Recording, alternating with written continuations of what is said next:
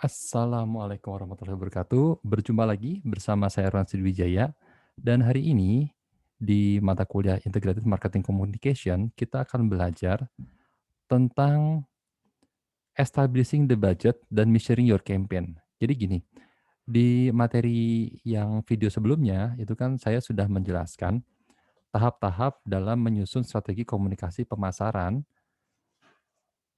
dari mulai apa namanya, tentukan dulu target audiensnya siapa, kemudian tujuannya, objektifnya apa.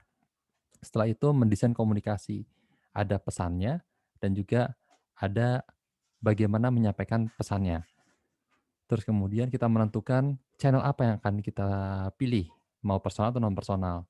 Setelah itu kita juga menentukan, eee, budgetnya. Nah, ini budget hari ini akan saya jelaskan.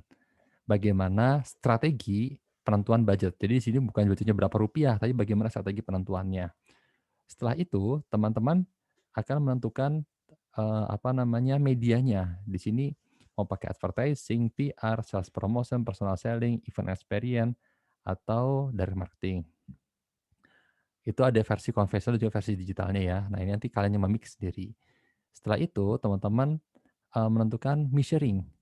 Setelah campaign ini alat ukurnya. Jadi bagaimana cara mengukurnya. Nah, hari ini kita akan pelajari itu. Dan setelah itu tahap terakhir adalah mengelola campaign ini. Oke, kita masuk yang pertama adalah establish the budget. Nah, ini dia. Ada metode-metode yang digunakan untuk menentukan budget dalam integrated marketing communication. Jadi yang pertama ada affordable. Affordable itu kan berarti, apa, terjangkau ya. Jadi di sini intinya sih karena terjangkau. Aduh, kok hilang? Ah, ini dia, sorry sorry. Nah, company can afford. Jadi budget perusahaan ini punya budget berapa, ya udah pakai itu aja.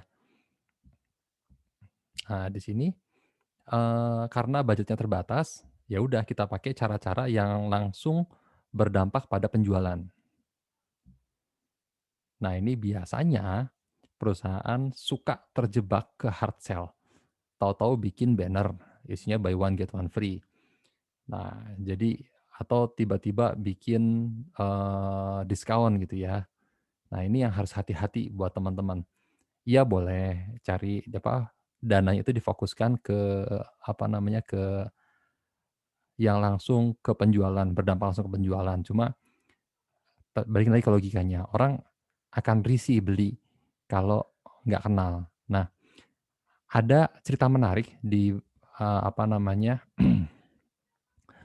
penelitian mahasiswa yang pernah saya uji.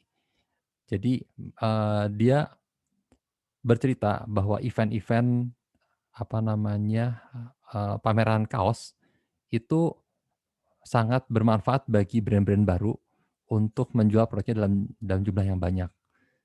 Tapi di sini nggak bisa diandalkan. Maksudnya gini, saat lagi masuk ke festival Kickfest misalnya gitu ya, itu, semua orang tuh datang ke sana untuk beli kaos, apapun mereknya pasti dibeli. Nah di sini tapi setelah Kickfest berakhir, orang-orang lupa sama brand-nya. Nah jadi di sini boleh, misalnya budgetnya terbatas, karena barangnya terbatas, ikutan kayak gitu, itu bagus. Tapi untuk jumlah produk yang sedikit ya, dalam waktu yang pendek. Tapi kalau untuk jangka panjang, orang ini, apa namanya, nanti setelah Kickfest-nya nggak ada, orang nggak akan nggak akan inget sama brand-nya. Kalau nggak inget gimana dia mau beli? Yang kedua, percentage of sales. Jadi kalau di sini namanya juga kan persentase dari sales. Jadi, nah ini kuncinya adalah penjualan. Jadi target penjualannya mau berapa nih? Nah, situ ada price. Jadi biasanya, dari jumlah barang yang terjual berapa, harganya berapa, nah nanti ada persentase dari harga itu yang dipakai untuk marketing. Misalnya nih harga barang 100.000 gitu ya, nanti budget biasanya kan harga barang 100.000 itu, eee, sep 30%-nya itu profit. Nah profit ini kan biasanya kebagi-bagi nih, 10% nanti dipakai untuk marketing misalnya, 10% buat investasi berikutnya, 10% lagi untuk diambil sebagai, keuntungan. Jadi ada 10% dari harga 100.000, 10.000, oke 10.000. Sales, target produk yang terjual berapa nih? Target yang terjual di sini misalnya ada 100 produk, berarti ada 1 juta rupiah yang bisa dipakai untuk pemasaran. untuk biaya markom. Yang berikutnya adalah competitive parity, kalau di sini kita berorientasi ke kompetitor, kita nggak boleh kalah sama kompetitor. Kompetitor ngeluarin placement di baliho 5, kita harus 6. Mereka placement di 3 stasiun TV, kita harus 4. Jadi nggak boleh kalah sama kompetitor. Ya di sini share of voice parity with kompetitor. Jadi gitu ya, orientasinya kompetitor. Di sini biasanya untuk produk-produk yang dia itu market leader, saing-saingan, nomor 1, nomor 2 ya kayak Nike sama Adidas lah, itu kan udah gitu. Terus, kalau komputer Apple sama Windows, itu atau kalau di minuman berkarbonasi itu Coca-Cola sama Pepsi. Mereka sama-sama market leader di pasarnya masing-masing dan kadang-kadang mereka beririsan. Makanya biasanya kalau teman-teman lihat iklannya di TV, itu banyak sekali iklannya Pepsi yang jelek-jelekin Coca-Cola atau sebaliknya. Terus ada lagi objective and task. Nah, kalau ini sih sebenarnya hampir sama ke percentage of sales, cuma sales itu kan objektifnya cuma penjualan, kalau ini enggak. Jadi, ya tergantung perusahaan ini tujuannya mau apa nih. Kalau bicara kemarin ada kategori, ini mau apa namanya, brand ini kalau kita bicara yang kemarin ya, pasta gigi Yakult gitu ya, ini brand ini mau dikategorikan ke pasta gigi nih. Atau yang kedua brand awareness. Atau yang ketiga ada brand attitude dan yang keempat ada, apa sih, lebih ke buying lah pokoknya ya, jadi lebih ke pembelian. Apa tujuannya di sini? Nanti biasanya ada tahap-tahapannya, tas. Jadi di sini kalau kemarin ada 4 tahap, ya di sini ada 4 tahap dan ini budgetnya beda-beda. Bisa dihitung, jadilah sebuah cost. Oke, jadi untuk budgeting, ini ada 4. Yang paling dekat akan teman-teman pakai konsep ini adalah saat teman-teman nanti misalnya bikin skripsi dengan judul Strategi Komunikasi Pemasaran, brand apa, penentuan budgeting. Jadi biasanya salah kaprahnya itu nanya ke pengelola brandnya. Misalnya nih kita mau bikin skripsi atau penelitian tentang strategi komunikasi pemasaran, apa ya, ini deh, apa namanya, eee, klinik kopi di Yogyakarta. Nah, pas budgeting nanya nih sama pengelola klinik kopinya, "Mas, budget per tahunnya berapa nih untuk apa namanya, untuk pemasaran?" Nah, yang mau kita teliti bukan berapa jumlah budgetnya, berapa jumlah rupiahnya, tapi bagaimana penentuan budgetnya itu.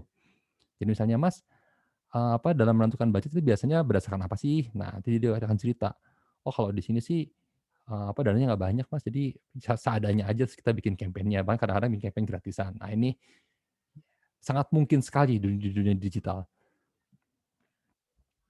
Oke. Nah, sekarang kita beralih tadi ya ke fungsi alat ukur. Bagaimana alat ukur yang kita bisa kita bisa buat untuk mengukur efektivitas campaign yang udah kita bikin. Nah, cara yang paling mendasar atau cara yang direkomendasikan itu menggunakan focus group discussion. Jadi kita mengundang target audience kita setelah mereka kita berikan campaign, kita ajak datang ke kantor misalnya, "Aku sih suka dengan jumlah yang ganjil, 5, 3, 5, 7, 9." Nah, terus di sini yang pertama, kita gali persepsi mereka terhadap campaign kita. Yang pertama, pesan. Mereka nyampe nggak, ngerti nggak pesannya apa yang disampaikan. Terus yang kedua, recall. Jadi di sini pesan di sini mereka bisa mengingat pesannya nggak. Terus kemudian recognize. Jadi, mereka bisa mencerna nggak pesan kita itu sebetulnya konteksnya di mana sih. Terus kemudian feel, mereka bisa merasakan nggak urgensi dari pesan ini. Terus berapa sering mereka melihat brand kita atau campaign kita. Terus kemudian what point they recall. Dari apa, kampanye yang sudah kita lakukan tadi, strategi IMC yang sudah kita lakukan tadi, ya misalnya kita udah bikin, iklannya, kita bikin strategi PR-nya, terus kita bikin direct marketing-nya yang dikirim ke rumah mereka, kita bikin juga event-nya, kita bikin apa, sales promotion, diskon dan sebagainya, dan kita juga pakai personal selling, ada SPG juga di situ. Apa aja poin-poin yang mereka ingat dari brand kita? Terus berikutnya attitude. Nah, kalau di sini sebelum dan setelah. Nah, ini macam-macam nih. Di sini ada yang dari yang kemarin kalau kita bicara target audience gitu ya, ada yang loyal ke kompetitor, ada yang loyal ke brand kita. Kita switch, apakah mereka beralih ke brand kita? Apakah mereka yang tadinya nggak beli jadi beli? Biasanya belinya sekali aja, ini udah mulai berkali-kali. Nah, ada perubahan attitude nggak di sini? Terus kemudian behavioral, kalau di sini berapa banyak mereka beli, terus kemudian mereka suka ini apa enggak, terus mereka membicarakan ke teman-temannya nggak ini? Oke ya, jadi ini adalah hal-hal yang bisa dijadikan alat ukur teman-teman. Yang pertama tadi ada pesan, terus kemudian yang kedua ada attitude, perilaku yang berubah, yang ketiga ada behavioral. Oke, jadi attitude tingkah laku, behavioral perilaku yang berubah. Oke, sip, begitu saja materi dari saya. Sampai jumpa di video selanjutnya. Wassalamualaikum warahmatullahi wabarakatuh.